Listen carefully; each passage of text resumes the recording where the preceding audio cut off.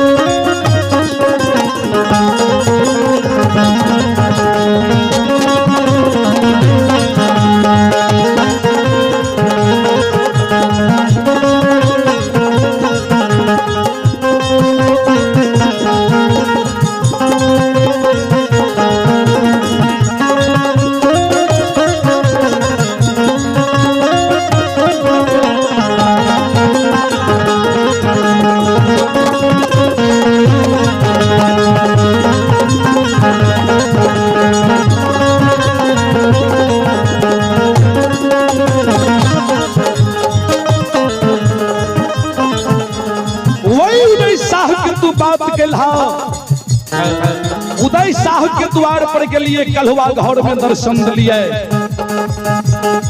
उदय के माय के कहलिए बेटा का धर्म के पंजियार बनावे ले दे, तो उदय के माय कहल के हमरा पहले धन बीत दादा।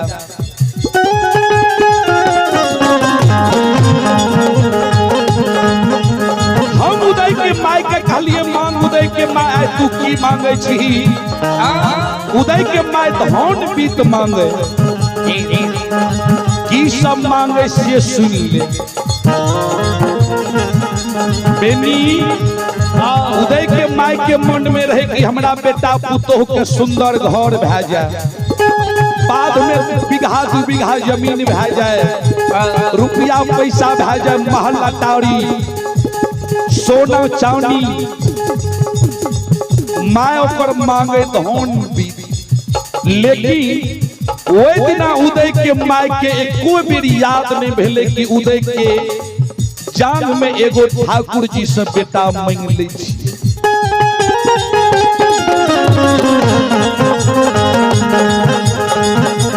हे हो बेबी,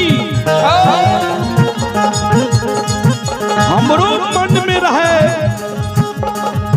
कि उदय शाह के आज अगर उदय के माय उदय के लिए बेटा मांगते तो हम उदय के बेटू आए हम दादा।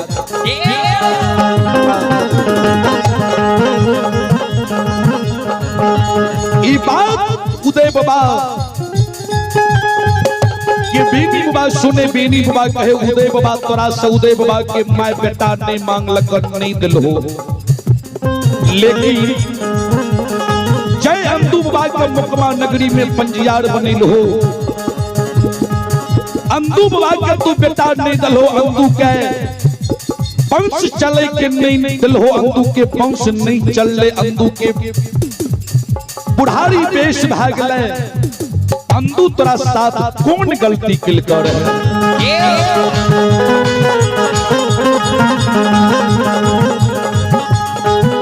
धर्मराज बाबा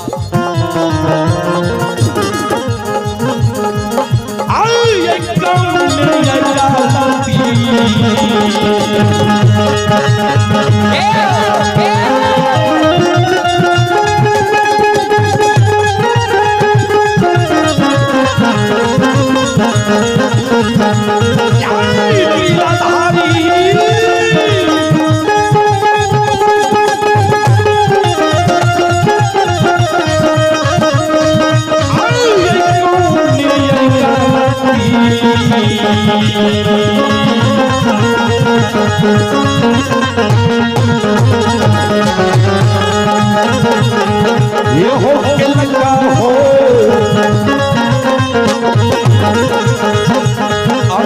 बाबा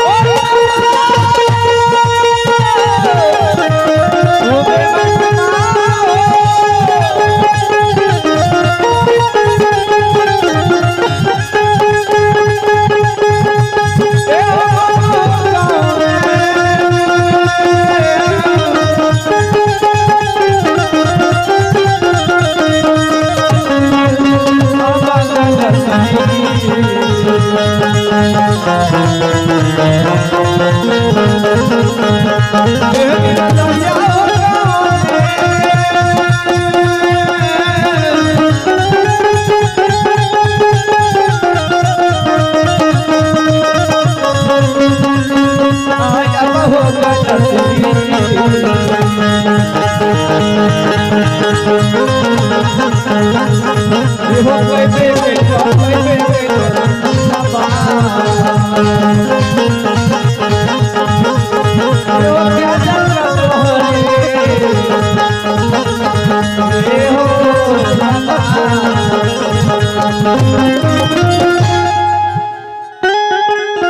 ठाकुर जी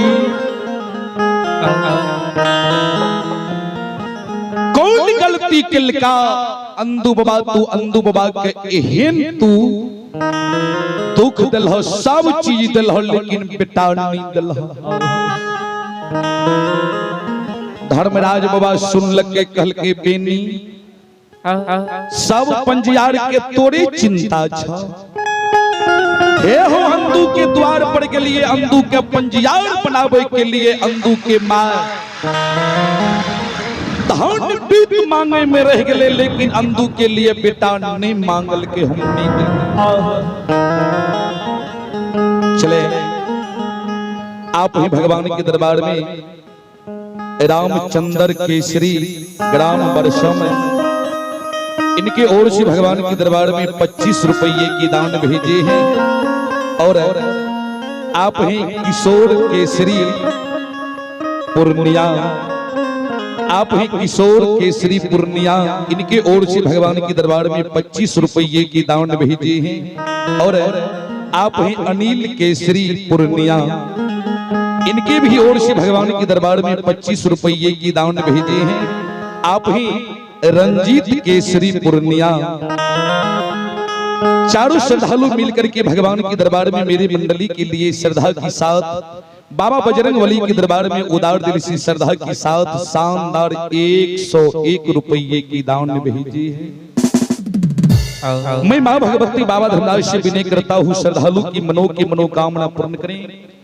बाबा भोली भंडारी भंडार को भरे रखें। जय हो दानी महाराज की जय हो, जय हो दानी महाराज के समस्त परिवार की जय हो। एक बार श्रद्धालु की नाम पर जोरदार ताली हो।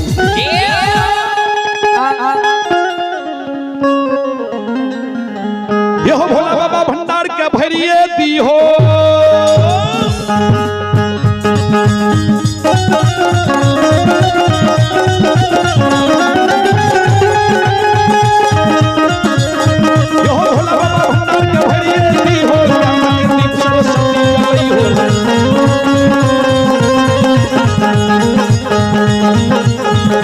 सिर में सदा धारण बिगड़ल काम में विफल बनाई हो।